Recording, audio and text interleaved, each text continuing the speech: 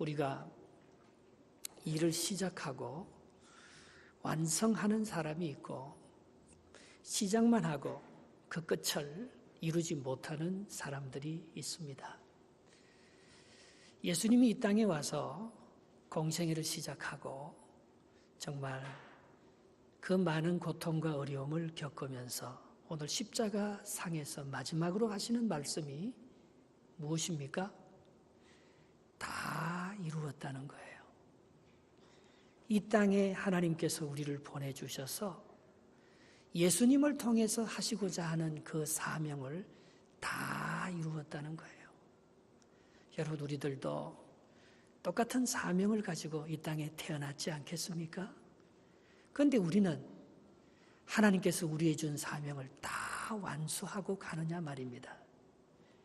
우리가 늘 죽을 때 뭔가 미련이 있고 뭔가 아쉽다면 하나님께서 우리에게 주신 그 책임을, 그 사명을 다 감당하지 못하고 가는, 그래서 부끄럽지 않습니까? 죽는 게 아쉽지 않습니까? 예수님께서는 어떤 모습으로 사셨기에 모든 일을 완성할 수 있었는가? 우리가 시작하고 우리가 꿈꾸는 일들을 어디에서 완성할 수 있겠는가? 오늘 본문은 우리에게 그것을 가르쳐주고 있는 것입니다. 예수님이 죽는 그 죽음을 보고 우리가 정말 예수님이 의인인지 악인인지, 예수님이 위대한 삶을 살았는지 안 살았는지, 사람들은 거기에 관심이 별로 없고요. 뭐에 관심이 있는가 하면 오늘 이 군인들이 예수님을 십자가에 못 박여 죽이면서도 예수님을 죽이느냐 사느냐, 그분이 정말 정당한 재판을 받아서 옳게 죽느냐 그르게 죽느냐, 그런 데 대해서는 관심이 없어요. 어디에 관심이 있습니까? 예수님의 옷을 누가 차지하느냐, 예수님의 옷을 서로 빼앗으려고 경쟁하고 제비 뽑고 싸우는, 오늘 이 로마 군인들의 관심은 예수님을 죽이는 데 관심이 있는 게 아니고 예수님의 옷에 관심이 있는 것을 볼 수가 있습니다. 23절 말씀 본문 한번 읽어보겠습니다. 23절 시작. 군인들이 예수를 십자가에 못 박고 그의 옷을 취하여 네 깃에 나눠 각각 한 깃씩 얻고 속옷도 취하니 이 속옷은 호지 아니하고 위에서부터 통으로 짠 것이라 했습니다. 여러분, 이 예수님의 옷은 그냥 보통 옷이 아니었습니다.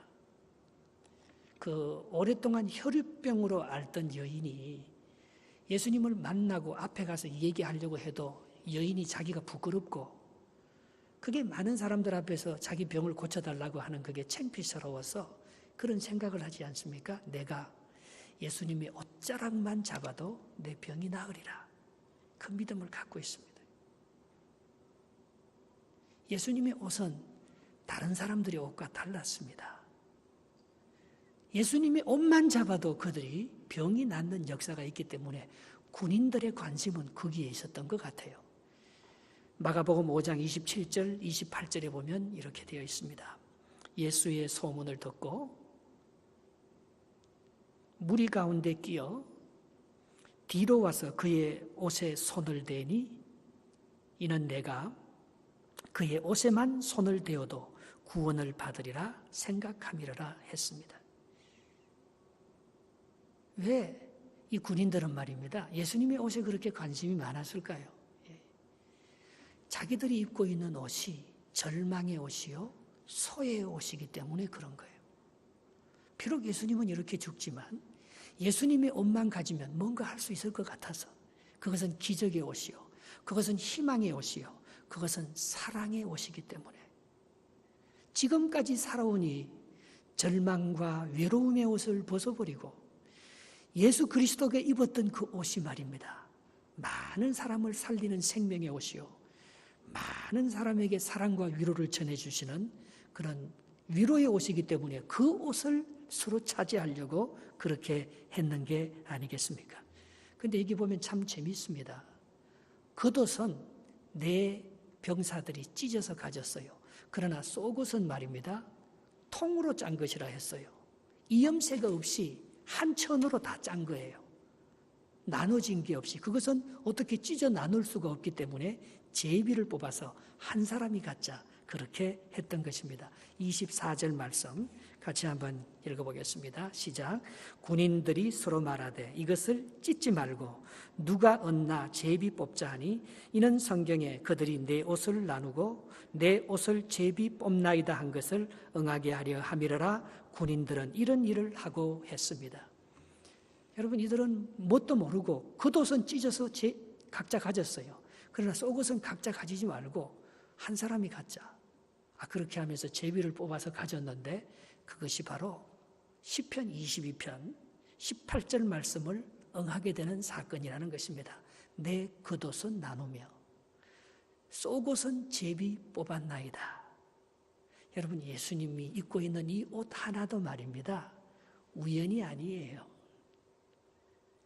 오늘 이 예수님의 겉옷을 나누며 속옷을 제비 뽑는 바로 이것을 통해서 성경의 뜻, 하나님의 뜻이 죽으면서도 예수님을 통해서 성취되고 있다는 것을 가르쳐주고 있는 것입니다.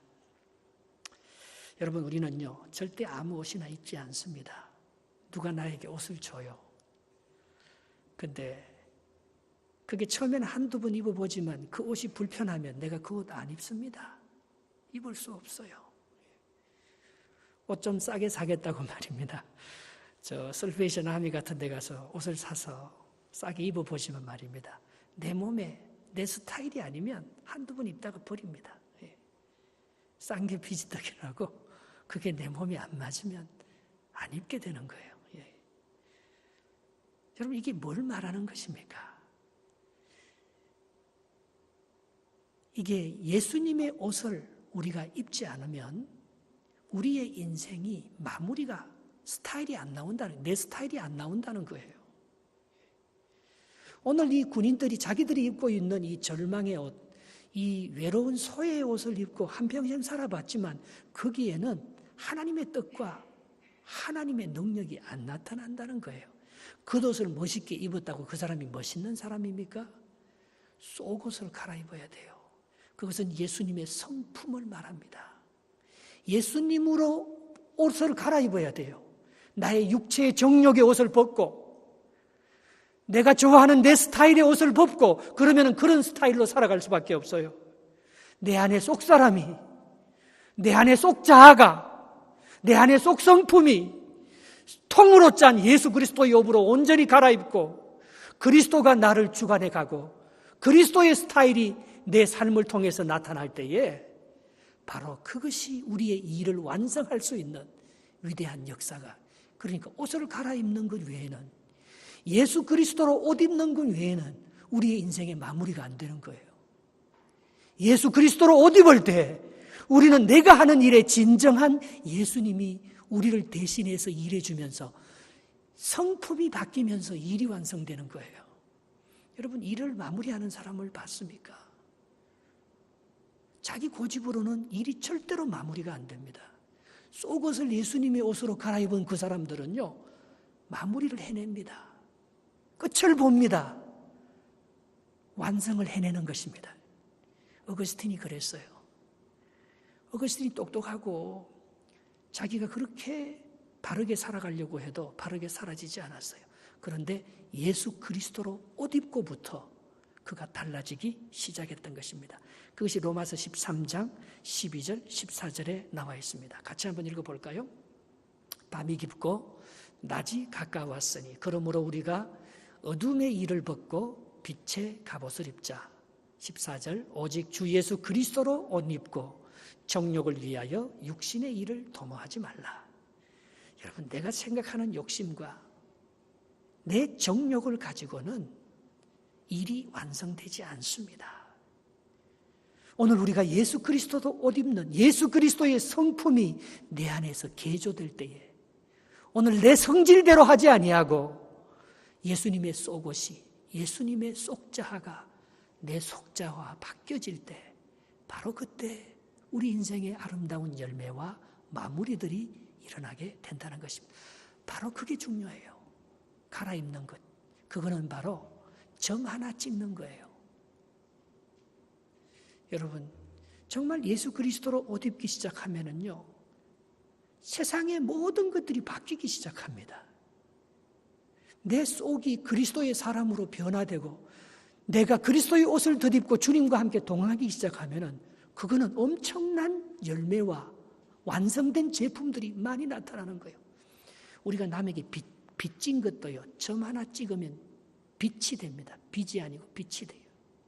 Dream is nowhere. 꿈은 어디다 없다는데 Dream is nowhere를 한 칸만 띄면은 말입니다. Dream is now here예요.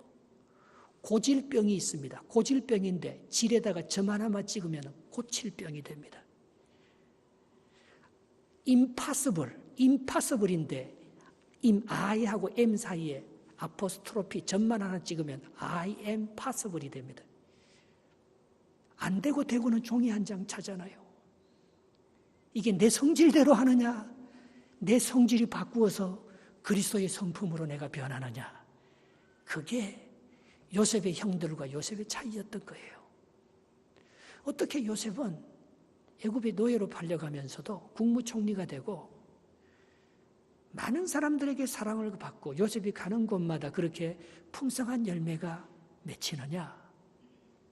바로 그것은 요셉이 예수 그리스도의 옷으로 갈아입었다는 거예요. 근데 그 옷을 누가 갈아입혀 줬느냐? 아버지가 갈아입혀 줬어요. 아버지 야곱이가 형들 12명이 있는데 요셉에게는 특별히 무슨 옷을 입힙니까? 채색 옷을 입혀줘요. 형들은 그걸 다 미워해요. 그것 때문에 야곱은 요셉을 잃게 되는, 애굽의 형들이 요셉을 팔게 되는 그런 어려움도 있었지만 이 요셉이가 형들과 다른 삶을 살 수 있었던 것은 요셉이 입은 옷이 아버지의 사랑을, 그 채색 옷을 입혀줬는 그 채색 옷이 중요한 것이 아니고 채색 옷을 입으면서 요셉이가 느낀 게 뭡니까? 하나님이 나를 사랑해. 나는 특별한 부모의 사랑을 받고 자란 사람이야. 그 자존감. 그래서 요셉이를 그렇게 군박하고 요셉이를 버려도 요셉이는 그게 안 꺾입니다. 하나님의 사랑이 더 크다는 것. 성품이 달라요, 성품. 형들은 자꾸 질투하고 미워하고 요셉을 죽이려고 하고 팔고 그러잖아요. 그러나 요셉은 그 부정적인 생각들을 다 긍정으로 바꾸습니다. 왜? 그가 사랑받는 옷을 입고 살기 때문에. 그 안에는 그가 사는 것이 아니요 예수 그리스도를 옷 입은 자기의 정욕과 자기의 성질과 자기의 감정대로 사는 것이 아니고 자기 안에 그리스도의 옷을 갈아입은 그 점 하나가 더 있기 때문에 남들이 보지 못하는 것을 봅니다. 남들이 꿈꾸지 않는 것을 꿈꿉니다. 남들이 생각지 못한 것들을 생각해냅니다. 하늘의 생각이 오는 거예요. 그리스도로 옷 입었기 때문에. 사람들은 보이는 것으로 판단합니다. 사람들은 보이지 않는 것은 없는 것처럼 말합니다. 사람들은 그냥 물질적인 것, 세상적인 것, 정욕적인 것, 자기의 욕심과 자기의 가치관을 위해서 살아갑니다. 그러나 요셉은 그리스도로 옷 입었기 때문에 하나님의 사랑을 부모님을 통해서 덧입었기 때문에 모든 것을 다른 시선으로, 사랑의 시선으로 봅니다. 빚을 줘도 빛으로 보는 거예요. 고질병을 줘도 그걸 고칠 병으로 바꾸어서 보는 거예요. 남들은 impossible이라고 말해도 자기는 I am possible이라고 고난의 문제, 기근의 문제를 해결해낼 수 있는 사람으로 바뀌는 거예요. 이 바로 요셉이 입은 이 옷이 뭔가? 그것이 말씀이 육신이 되어 이 땅에 오신 예수 그리스도, 하나님의 말씀, 바로 그거예요. 오늘도 하나님의 말씀이 내게 없으면 우리는 어떻게 이 인생을, 험한 인생을 사랑으로, 축복으로, 빛으로 바꾸면서 살아갈 수 있겠습니까? 전혀 안 되는 거예요.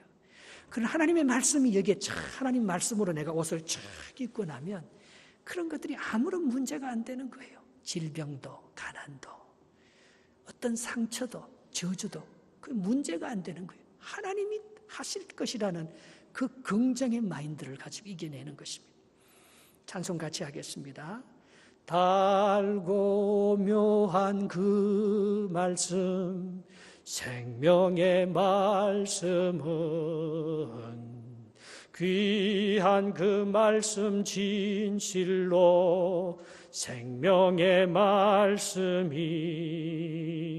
나의 길과 믿음 밝히 보여주니 아름답고 귀한 말씀 생명샘이로다. 아름답고 귀한 말씀 생명샘이로다. 시편 19편 7절 8절에 그렇게 말했습니다. 여호와의 율법은 완전하여 영혼을 소성시키며 여호와의 정글은 확실하여 우둔한 자를 지혜롭게 하며 여호와의 교훈은 정직하여 마음을 기쁘게 하고 여호와의 계명은 순결하여 눈을 밝게 하는도다 했습니다. 그럼 어떻게 성품을 바꿀 수 있을까요? 사람들이요, 성품이 안 바뀐다고 말합니다. 내가 봐도 내 성품이 악한 성품이 안 바뀌어요. 예수 그리스도를 믿긴 믿는데 옷을 갈아입긴 갈아입는데 내가 안 변하는 거예요. 그러니까 열매가 없고 완성이 안 되는 것 아닙니까? 그런데 그건 말을 잘못한 거예요. 성품이 안 바뀌는 것이 아니고 성격이 안 바뀌는 거예요. 성격은 바뀌지 않아요. 우리가 성격 검사를 합니다. 어떤 사람은 좋은 성격이 있고 어떤 사람은 나쁜 성격이 있습니까? 그렇진 않아요. 하나님께서 내게 주신 성질이 급하거나 비판력을 가졌거나 그것은 하나님께서 원래 주신 내 성격인데 그게 잘 변합니까? 그건 안 변해요, 잘. 그러나 하나님의 말씀이 들어가면 그 성격이 좋은 성품으로 이렇게 덧입어지는 거예요. 급한 게 좋을 수도 있습니다. 강한 게 좋을 수도 있습니다. 비판적인 것이 좋을 수도 있습니다. 하나님의 은혜를 받으면 성품이 변하는 거예요. 성격이 변하는 게 아니고 성격은 그대로예요. 내가 변합니까? 나 그대로지. 그러나 하나님의 말씀으로 이게 성령의 사람이 되면 그 급한 걸 가지고 좋은 데 쓴단 말입니다. 그 비판적인 것을 가지고 긍정으로 참 좋은 데 쓴단 말입니다. 어떻게 그게 우리의 성품이 변화될 수 있는가? 우리의 성품이 변화될 수 있는 자리는 하나밖에 없어요. 그것이 25절, 26절에 나와 있습니다. 본문 25절, 26절 한번 읽어보겠습니다. 시작. 예수의 십자가 곁에는 그 어머니와 이모와 글로바의 아내 마리아와 막달라 마리아가 섰는지라. 예수께서 자기의 어머니와 사랑하시는 제자가 곁에 서 있는 것을 보시고 자기 어머니께 말씀하시되 여자여 보소서 아들이니이다 하시고. 여러분, 이 성품이 변하는 데는 십자가 곁입니다. 우리의 성품이 변하는 데서는 예수님 곁에 다가가면 우리가 예수님처럼 변하는 거예요. 좋은 성품을 가진 사람들과 더불어 살면 26절에 요한이 마리아를, 예수님의 어머니 마리아를 자기 어머니로 모시고 살면서 요한이 변하는 거예요, 성품이. 그래서 위대한 사랑의 사도로, 열매 맺는 사도로 그렇게 변하는 것을 볼 수가 있습니다. 여러분, 십자가 밑에는 누가 와 있다고 했어요? 저기 보면 마리아와 이모와 또 글로바의 아내 마리아와 막달라 마리아, 온통 마리아뿐이네요. 마리아가 예수님의 십자가, 제자들은 없어요. 제자들 중에는 딱 한 사람이 있었습니다. 26절에 보면 뭡니까? 사랑하시는 제자. 저 제자가 누굽니까? 요한. 사도 요한은 12제자 중에서 가장 어린 자였습니다. 그래서 최후의 만찬 때 보면 어떻게 그려져 있어요? 예수님 품에 기대어 누워있는 사람이 사도 요한입니다. 그걸 누가 제일 시기했는가 하면 다른 제자들이 사도 요한을 미워했어요. 베드로도 불편한 심정을 한번 나타냅니다. 요한복음 21장에 예수님께서 베드로에게 네가 젊었을 때는 네 마음대로 다니지만 늙었을 때는 누군가가 너의 띠를 띠고 네가 원치 않는 곳으로 데려간다 그렇게 했어요. 그때 베드로가 예수님께 질문하는 게 뭐예요? 이 옆에 있는 요한은 어떻게 됩니까? 하나님, 요한은 어떻게 하셔요? 자기 마음이 불편하는 거예요. 왜 요한만 사랑합니까? 요한은 어떻게 되는 겁니까? 그때 물었을 때 예수님께서 이렇게 대답하지 않습니까? 요한복음 21장 21절 22절입니다. 같이 읽어보겠습니다. 이에 베드로가 그를 보고 예수께 여짜오되 주님, 이 사람 요한은 어떻게 되겠사옵나이까? 예수께서 이르시되 내가 올 때까지 그를 머물게 하고자 할지라도 내게 무슨 상관이냐? 너는 나를 따르라. 여러분, 이 사도 요한은 자기 어머니가 있었습니다. 어머니 이름이 뭐예요? 샬로메. 그것은 샬로모가 솔로몬이잖아요. 여성 명사가 여성형이 샬로메입니다. 근데 그 어머니는요, 굉장히 원래 이 솔로몬은 평강이라는 뜻이잖아요. 그러나 그 어머니는 평강이 없는 사람이에요. 성격이 보통이 아니에요. 이 요한과 야고보의 어머니 살로메는 말입니다. 하루는 예수님께 나와서 어떤 청탁을 했습니까? 예수님, 당신의 나라에 이를 때 우리 아들 요한이는 당신의 오른편에, 우리 아들 야고보는 당신의 왼편에 앉게 해 주십시오. 그때 제자들이 정말 분노하면서 니만 자의정 우의정 네 아들만 성공시킬래? 그렇게 하면서 얼마나 불편한 심정을 드러냈는지 모릅니다. 근데 오늘 이 사도 요한이 말입니다. 다른 건 다 그만두고 예수님이 십자가에 못 박힐 때 그 자리에 있었던 거예요. 다른 제자들은 다 도망가고 없는데 십자가 곁에 있었던 거예요. 그런데 그 십자가 곁에 요한만 있는 게 아니고 그 옆에 마리아가 있는 걸 보고 예수님께서 요한 보고 우리 마리아를 네 어머니로 좀 잘 모셔달라고 그렇게 부탁을 하고 있는 것이 27절에 나와 있습니다. 27절 한번 읽어보겠습니다. 시작. 또 제자에게 이르시되 보라 내 어머니라 하신대 그때부터 그 제자가 자기 집에 모시니라 했습니다. 이때부터 사도 요한은요, 두 어머니를 항상 모시고 다녔습니다. 그가 에베소 감독으로 있을 때도 예수님의 어머니 마리아를 정성껏 모셨습니다. 그런데 자기 어머니 살로메는요, 성격도 급하고 이름은 솔로몬이지만 치혜도 부족하고 평강도 부족한 사람이었는데요. 이 마리아, 예수님의 어머니 마리아를 모시면서부터 사도 요한은 변하기 시작했습니다.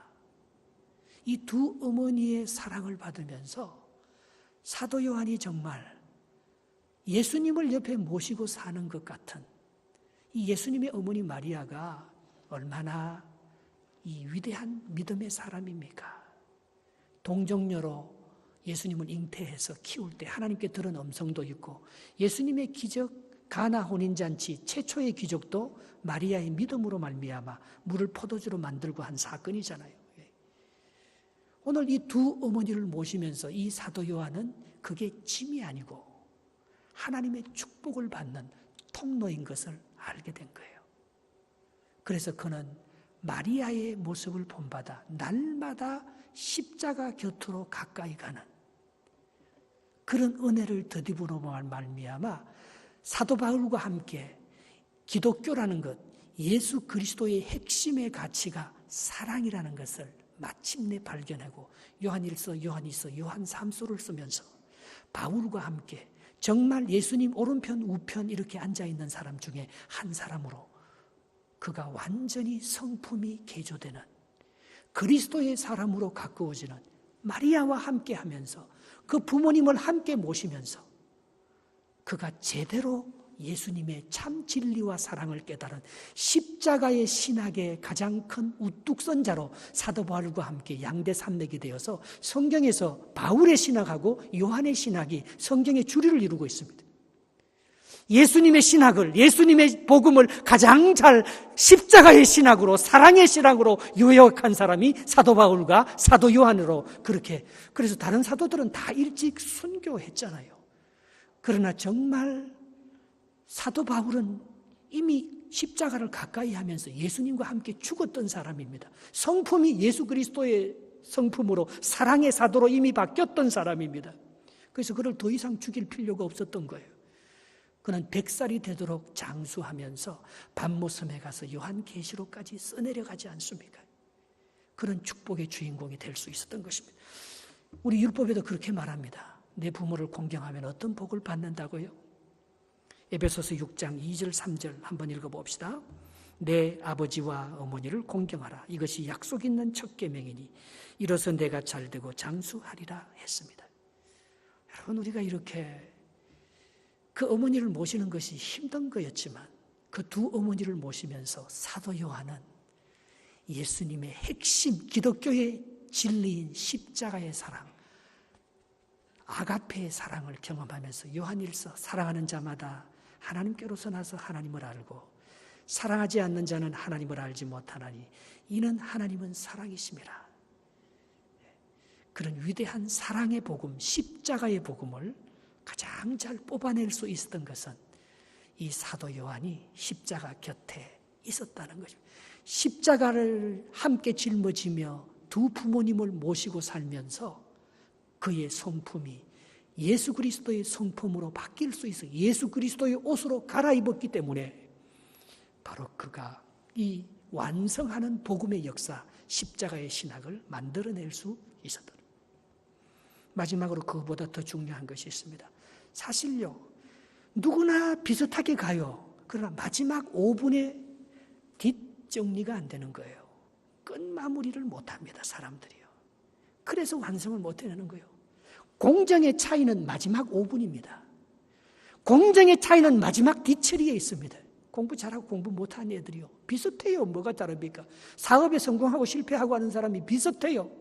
그러나 뭔가 성공하는 사람들, 뭔가 그 제품을 오늘 예수님께서 마지막에 다 이루었다고 말씀하시는 예수님의 그 사역, 예수님의 사명을 완성할 수 있었던 것은 다른 사람들하고 다르게 예수님께서 이 마지막 부분을 완성해낼 수 있는 그 마지막 그 뒷힘이 있다는 것입니다.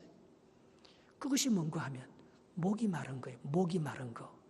오늘 마지막 절 28절 29절 한번 읽어보겠습니다. 본문 28절 29절입니다. 시작. 그 후에 예수께서 모든 일이 이미 이루어진 줄 아시고 성경을 응하게 하려 하사 이르시되 내가 목마르다 하시니 거기 신 포도주가 가득히 담긴 그릇이 있는지라. 사람들이 신 포도주 적신 해면을 우슬초에 매어 예수의 입에 대니. 30절. 예수께서 신 포도주를 받으신 후에 이르시되 다 이루었다 하시고 머리를 숙이니 영원히 떠나가시니라. 예수님께서 다 이루으셨다 하기 전에 마지막에 하는 작업이 있습니다. 그것은 목마른 것입니다. 여러분, 우리가 하다가 일이 잘 되면 안주해 버립니다. 손을 놔버려요. 긴장하지 않습니다. 목이 안 말라요. 목이 안 마르면 그때부터 일이 안 되는 거예요. 잘못되는 거예요. 내 익숙한 것만 하려고 해요. 내 고집대로만 하려고 합니다. 예수님이 십자가상에서 다 이루기 전에 마지막으로 예수님께서 하신 작업은 목이 마르다는 거예요. 여러분, 우리의 삶에 언젠가부터 목이 마르지 않고 편하기 시작하면 일이 안 됩니다. 마지막 긴장을 늦추면 안 돼요. 마지막 공정에게 최선을 다하지 않으면 안 돼요. 여러분, 원래 아브라함에게 준 축복은요, 굉장히 큰 땅이었습니다.